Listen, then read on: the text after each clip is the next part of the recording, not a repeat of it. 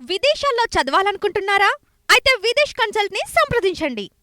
ప్రపంచ అపర కుబేరుల్లో ఒకరు, ఆసియాలోనే అత్యంత ధనవంతుడు, రిలయన్స్ ఇండస్ట్రీస్ అధినేత ముఖేష్ అంబానీ గురించి ప్రత్యేక పరిచయం అక్కర్లేదు. ఇటీవల తన కుమారుడు అనంత్ అంబానీ రాధికా మర్చెంట్ వివాహం ఏ స్థాయిలో జరిగిందో అంతా చూశారు. ప్రపంచ వ్యాప్తంగా వివిధ రంగాల్లో నెంబర్ 1 సెలబ్రిటీలుగా ఉన్న వారంతా అంబానీ ఇంట వాలిపోయారు. అంబానీ ఆతిథ్యం స్వీకరించి మురిసిపోయారు. అంబానీ ఆహ్వానం అందుకున్న వారిగా గర్వపడ్డారు.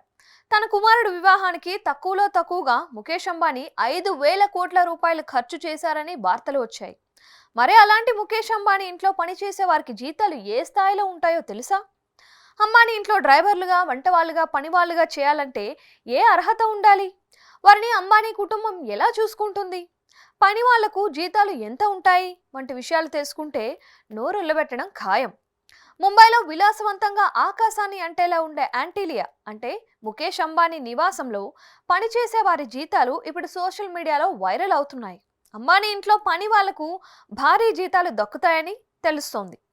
అంబానీ కంపెనీల్లో పనిచేసే ఉద్యోగులకు ఉన్నట్లే కార్పొరేట్ సౌకర్యాలు, వేతనాలు తమ ఇంట్లో పని వాళ్లకు కూడా ఇస్తున్నారని సమాచారం అందుతుంది. అంబానీ ఇంట్లో పని చేయాలంటే కనీసం ఏదైనా డిప్లొమా లేదా డిగ్రీ చేసి ఉండాలంట. అంబానీ ఇల్లు యాంటీలియాలో 500 మంది వరకు పని చేస్తున్నారని తెలుస్తోంది. వీరందరికీ లక్షల్లోనే నెలకు జీతాలు ఉన్నాయని సమాచారం. డ్రైవర్ వేతనానికి సమానంగా వంట చేసేవారికి కూడా ఉండడం విశేషం. అంబానీ ఇంట్లో చెఫ్కు నెలకు 2 లక్షల రూపాయల వరకు వేతనం ఇస్తున్నారంట. ఏడాదికి 24 లక్షల జీతం. అయితే అంబానీ ఇంట్లో పనికి కుదరడం అంత తేలిక కాదని తెలుస్తోంది. పని వాళ్లకు వివిధ రకాల పరీక్షలు పెడతారని తెలుస్తోంది. వాటిలో వాళ్ళు ఉత్తీర్ణులై వారి వ్యవహార శైలి పట్ల అంబానీ కుటుంబం మొగ్గు చూపితేనే పని లభిస్తోంది. ఒకసారి పనిలో పెట్టుకున్నారు అంటే వారిని పని వాళ్ళుగా చూడారంట, ఇంట్లో సభ్యులుగానే చూస్తారంట.